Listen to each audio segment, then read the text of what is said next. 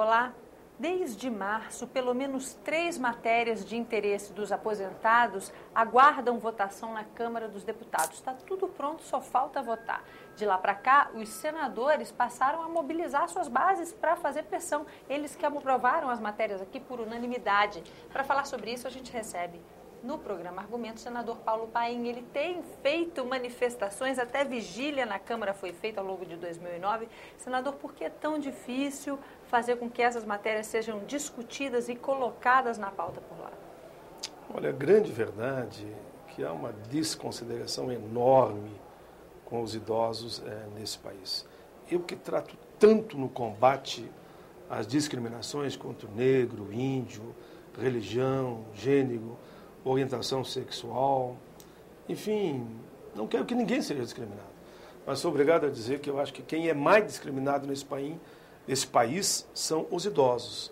Veja, nós aprovamos esses projetos ainda em 2008.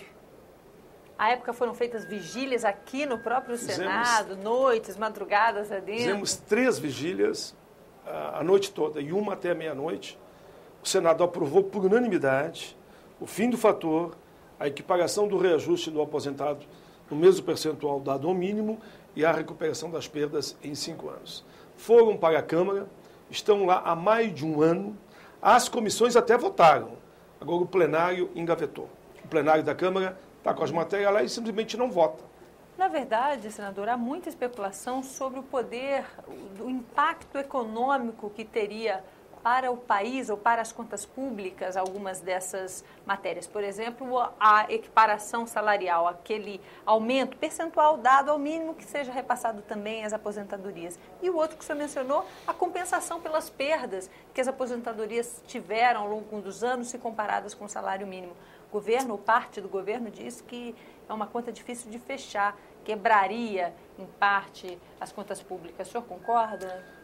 Infelizmente, os governos, ao longo da história, ficam sempre com o mesmo discurso, que a Previdência é deficitária e que ela está falida, e por isso dá para dar aumento para todos, renúncia fiscal para todos, menos para o aposentado. Por isso que eu falo que é uma discriminação. O único que não pode ter reajuste é o aposentado. Ele não tem reajuste real ou reposição de perdas desde a Assembleia Nacional Constituinte, há mais de 20 anos.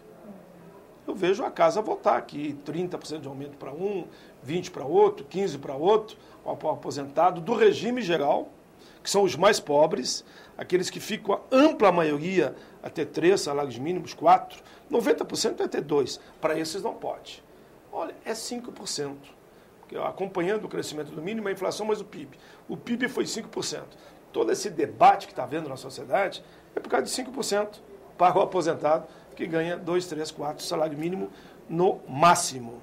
Senador, o senhor faz parte da base de apoio ao governo, o senhor é do PT, partido do presidente, e a gente sabe a força que tem a base governista na Câmara. O que é que acontece? É difícil mobilizar essa base? Não há um acordo? O senhor que tem se pronunciado, conversando com o próprio presidente da República? Bem, primeiro dizer que eu tenho mantido a minha coerência. O mesmo discurso que eu dou hoje é o mesmo discurso que eu dei em todo o governo Collor, Sarney e Fernando Henrique. O senhor acha que o resto mudou? Se alguns mudaram, não sei. Eu não mudei. Eu sempre digo que eu falo por mim. Eu mantenho a minha coerência. E dizem que cada 1% de reajuste corresponde a 1 bi. Se nós estivermos falando, então, em 5%, estamos falando em 5 bi. O que é 5 bi? Num orçamento da Seguridade que ultrapassa a 200 bilhões de reais. Só o superávit da Seguridade, se pegarmos retroagindo aqui há 12 anos, de 12 anos atrás até 2008, dá mais de 400 bi. Se pegarmos o superávit da Seguridade anual, dá mais de 50 bi. E por que 5 bi vai ter esse impacto? O próprio orçamento para todo o ano de 2010, ele já reservou 3,5 bi para o reajuste real para os aposentados. Então, nós estamos falando de uma diferença de 1,5 bi. 1 bi resolveria todo esse problema. Por isso que eu continuo insistindo que é possível, sim, garantir o reajuste real para os aposentados e a Previdência brasileira, repito, é superavitária. Dá para ter mais por que não aprovam a PEC 24 de minha autoria, que diz que o recurso da Seguridade não pode ser destinado para outros fins. Resolvi a questão.